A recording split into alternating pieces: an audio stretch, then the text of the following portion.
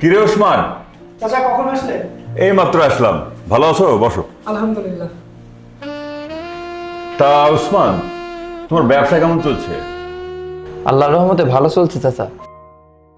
মুখে আল্লাহর নাম নিয়ে খারাপ কাজ করছিস? মানে তুমি কি আমার প্রতি রেগে আছো?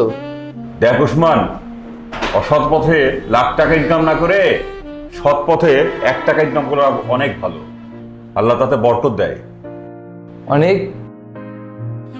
তুই চাচাকে কিছু বলেছিস?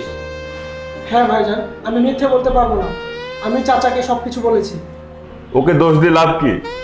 তোর বিবেককে প্রশ্ন কর। তুই যে কাজটা করেছিস সেটা অন্যায় করেছিস। তুই জানিস না আমানতের খেয়ানত করা সবচেয়ে বড় পাপ। চাচা আমার ভুল হয়ে গেছে চাচা, আমাকে ক্ষমা করে দেন চাচা। আমি ক্ষমা করার কে? সে যদি ক্ষমা করে তবেই তুই ক্ষমা পাবি।